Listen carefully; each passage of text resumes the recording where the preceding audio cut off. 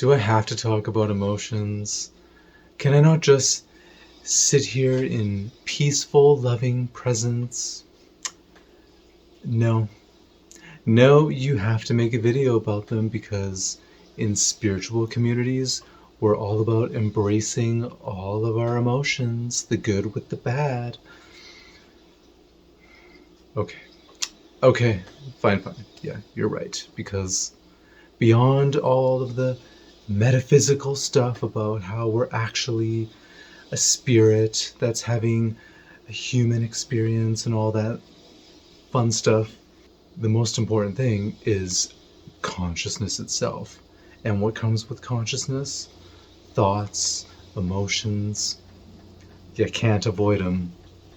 And the finicky one that I don't really want to talk about, but I think is really important, is anger. And I'm really angry about it.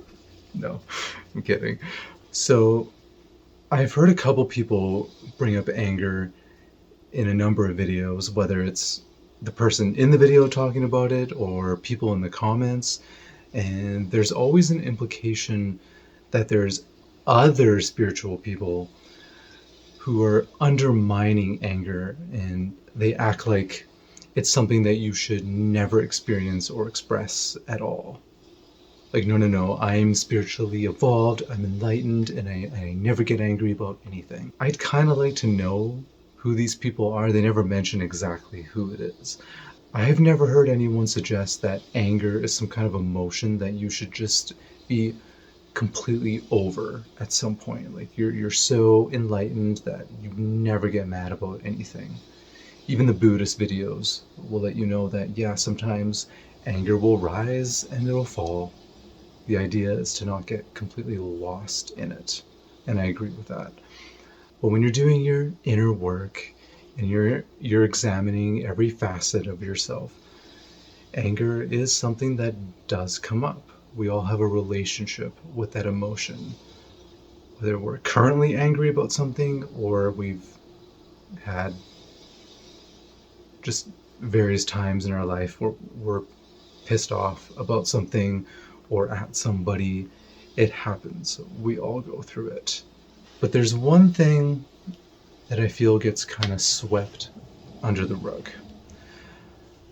People will say, you should allow yourself to feel anger when it arises. It's not something you want to completely suppress. That can be dangerous. And yes, I completely agree with that. But every time they mention that, something always comes to mind, at least for me. I always start thinking of times where I wish that I could have maybe spoken up for myself, or maybe I could have been a little bit more confrontational in the moment. And it leads me to feeling not anger, but a sense of regret, like a type of weakness where it's like, damn, why does it seem like I'm not always able to really express it in the moment and just be direct with people? So when you have all these people telling you that it's okay to feel it and even express it, inevitably what happens is you're hit with memories where you never expressed it, at least not in the way that you wish that you did. So that leads to shame and regret. That's what I really want to touch on today. So if you're that kind of person where you wish you acted a certain way in the moment, and you wish you had a better response instead of just keeping quiet, which sometimes that is the best thing you can do. There's nothing wrong with realizing, wait a minute, somebody is making me mad, but they don't deserve the full truth of my expression.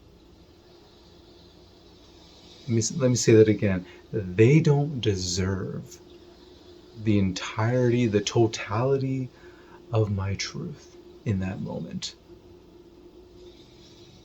And that's not an excuse. Like, I really mean it. because yeah, we want to be authentic, we want to be our true selves like all the time, but not only is it difficult to do that with everyone, it's not even necessary.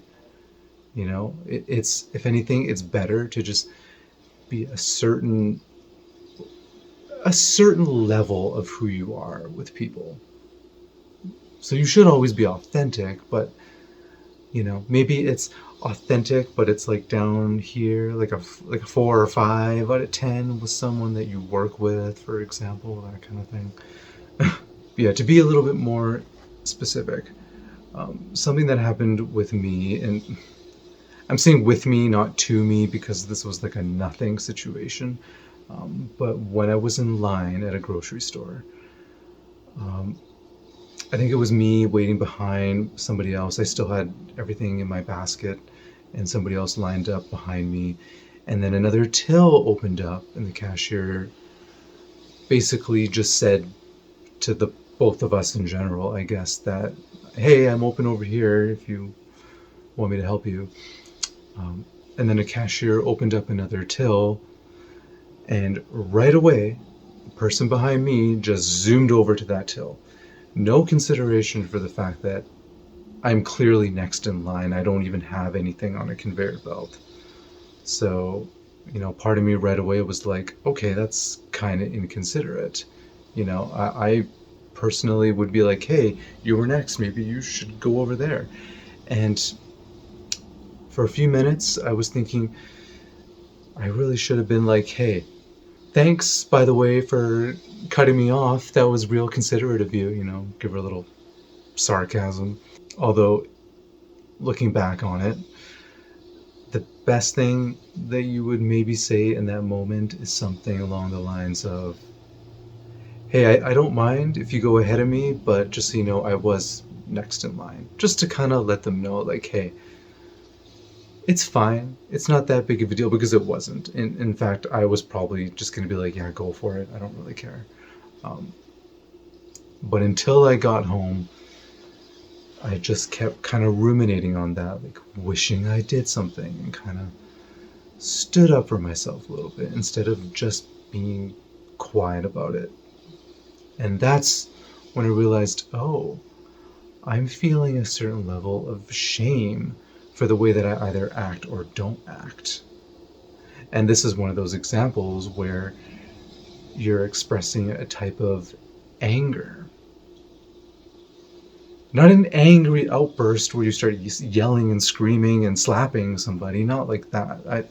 I would, of course, never agree that that's appropriate, like, probably almost never, except in self defense.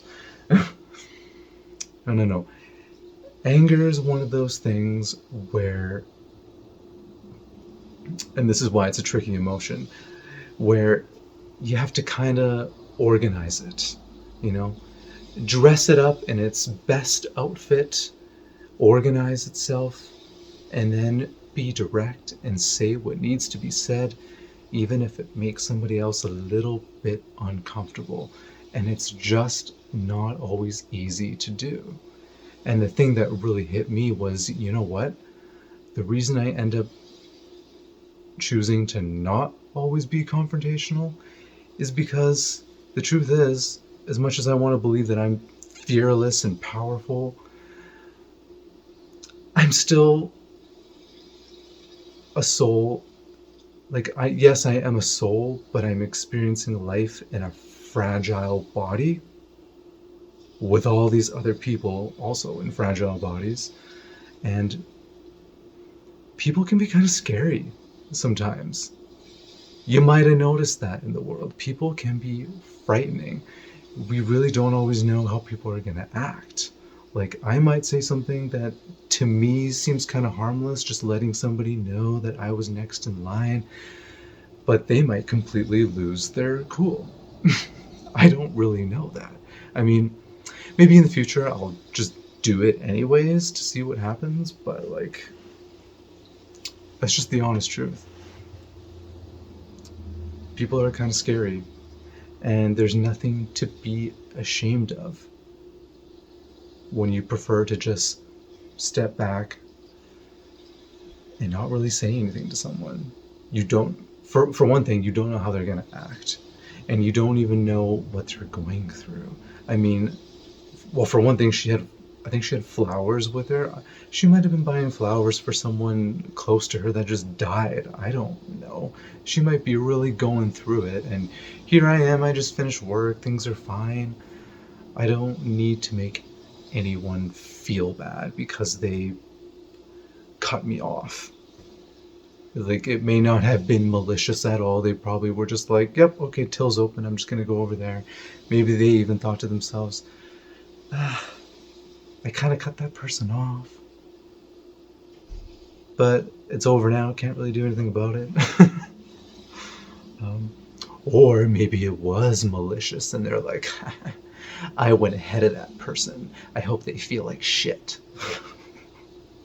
They, as in me, hoping that I'm all upset because I had to wait a little bit longer in line. Like, and I think that's really what's going on in the mind, is that thought that someone is truly being malicious. And listen, if that's really how somebody is, regardless of the situation, like, you already know that says a lot more about them than it does about you. Because I don't know about you, but I don't take any joy in petty things like that, where I get to go ahead of somebody in a lineup and make somebody wait. Like, what is that? Like, that's so stupid.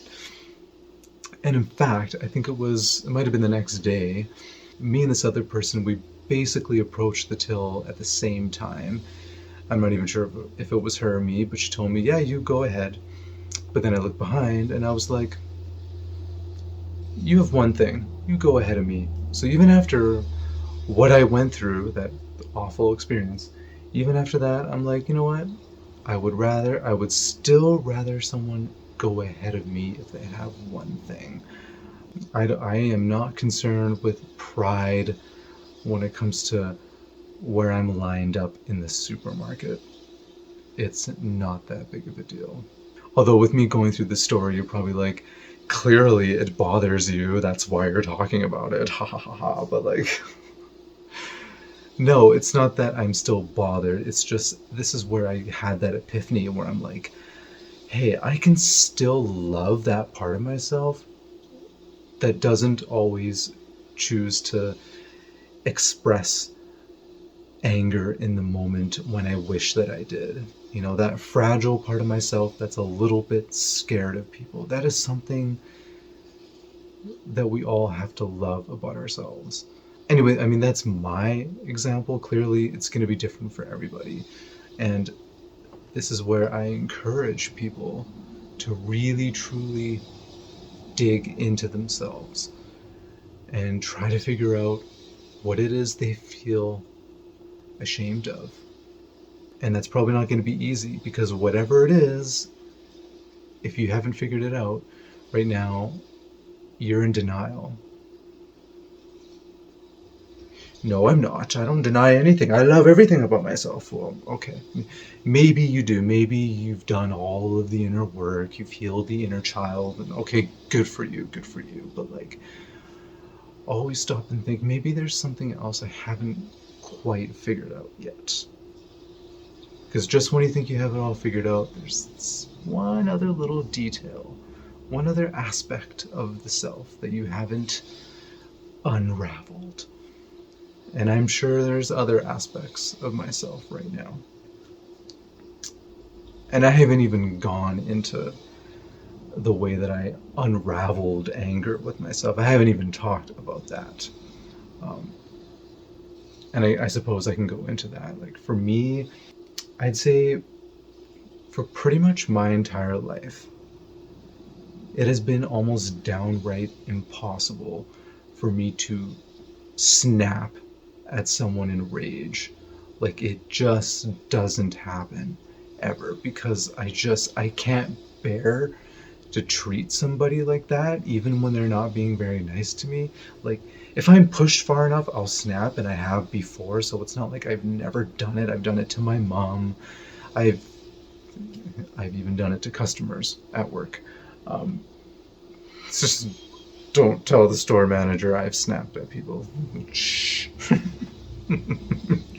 But like, it's very rare. And I really do chalk that up to just having a high level of self-awareness. Like, people are not objects, they're not machines, they have feelings. And it's never my place to make somebody feel bad about themselves. Which ends up being why it can be so hard to just be direct about something, because you're so scared that it is going to hurt them. And I don't want to. And I never want to hurt people. But I also want to be honest with people about things. Anyway, sorry, my relationship with anger. Because I never really snap at people, when my anger comes out, it's pretty much when I'm always alone.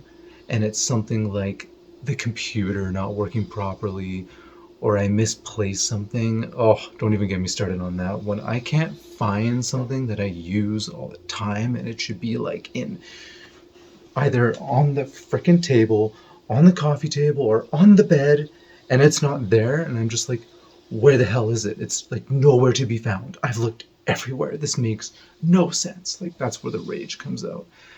That's when I had to stop and be like, okay, where's this anger even coming from? Why does something like this make me so mad? And on the surface, I think it's really just that when I lose something, in my mind, I'm thinking it makes no sense. So because it makes no sense, I'm pissed off. When the computer does something stupid, like take forever to load a page when it should take like a split second, to me it makes no sense. But here's the kicker. It does make sense. You just don't always know the reason right away. You misplace something.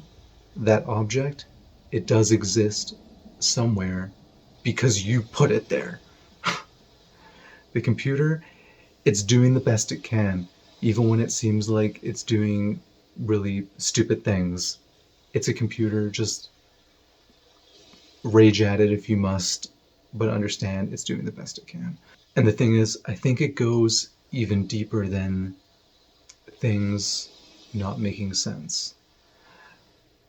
I think it also has to do with just the way the world is right now, and how there is so much going on and people making decisions that make no friggin' sense. And there's a part of me that just wants to rage about it. So when those little minor inconveniences happen in my life, that's when I just start wanting to rage.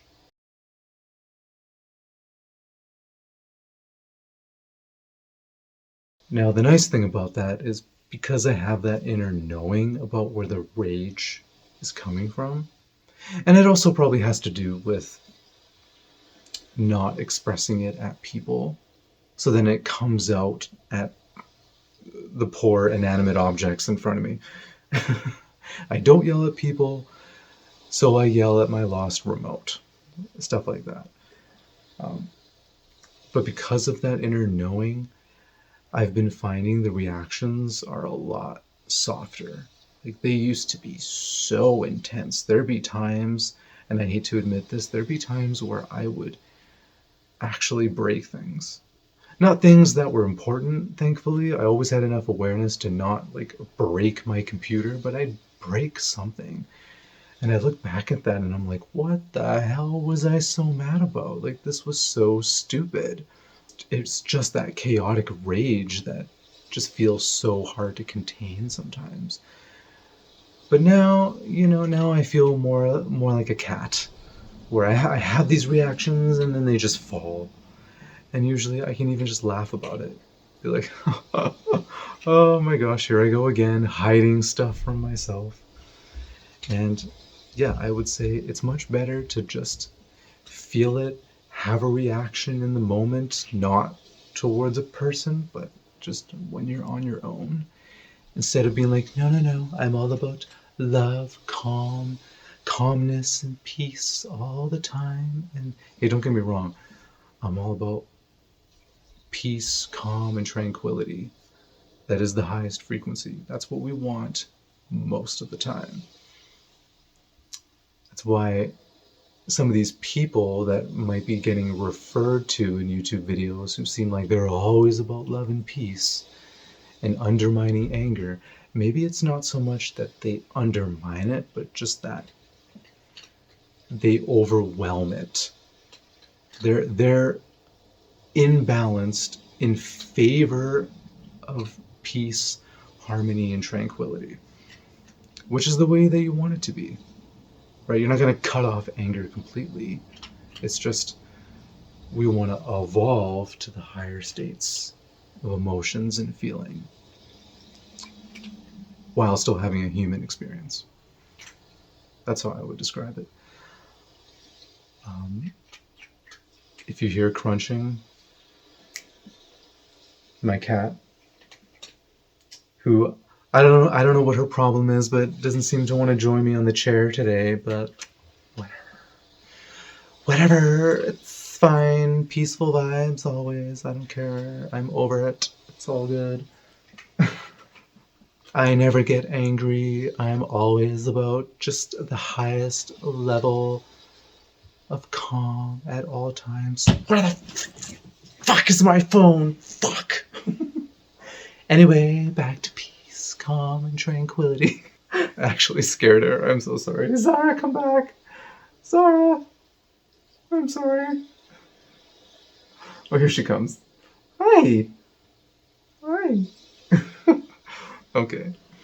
Oh, she's sniffing out the ring light stand. Oh, yeah. Oh. Do you want to see her? Come here. Oh, God. Oh.